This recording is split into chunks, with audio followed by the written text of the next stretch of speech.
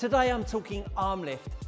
When the arms lift in a backswing and when the arms drop in a downswing. Ultimately, this arm lift and dropping of the golf club is going to make the angle of attack, the face, and your path all line up down through strike and give you that ultimate control that you're looking for. What we want to recognize is all golf swings have arm lift to some degree in its most pure form.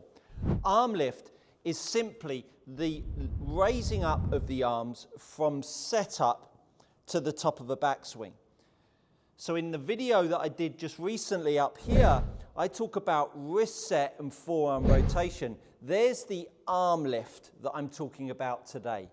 How much that arm lifts, when it lifts, on the way back and on the way through.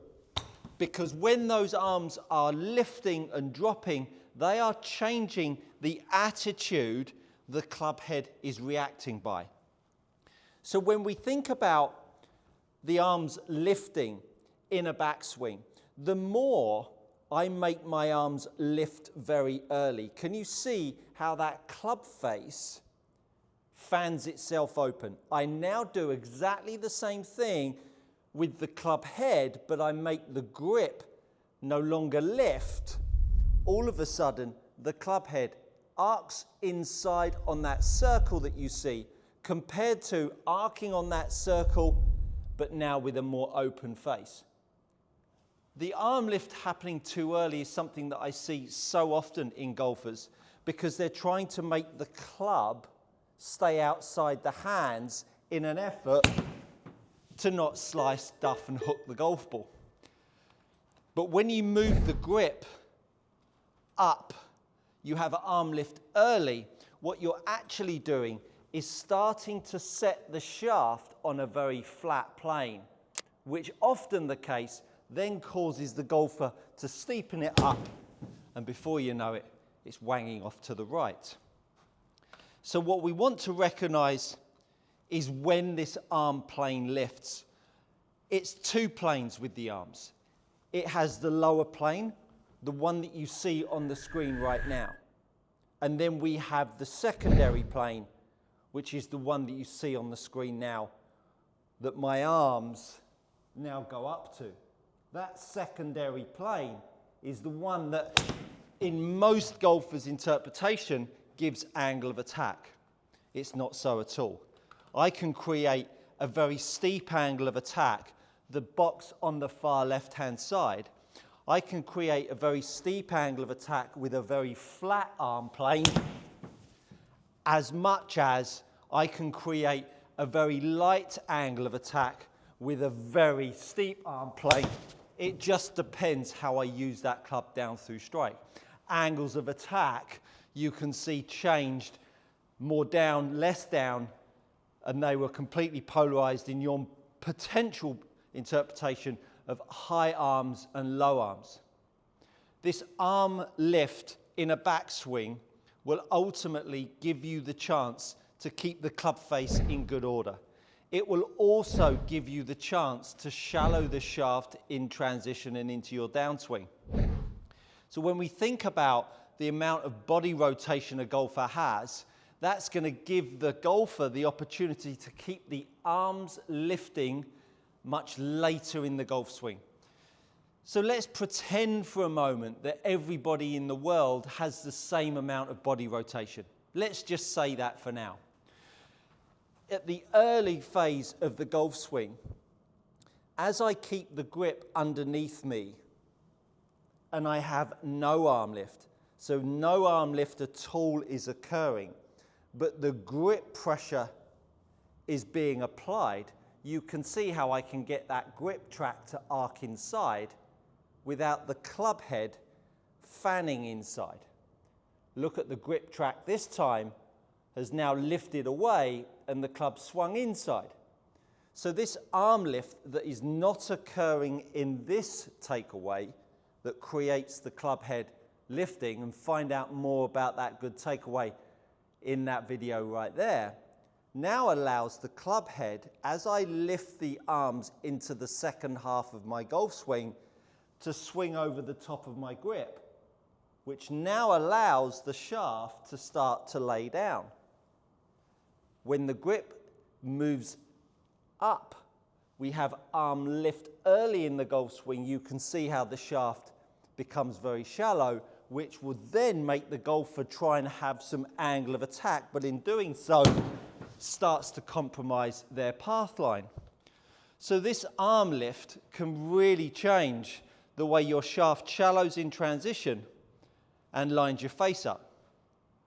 So having as late arm lift in your golf swing is certainly something that you want to think about, because the later you can lift your arms, the more you can create pressure on that butt of the club, pull up with the right hand, that then allows the club head to swing over the top of the grip.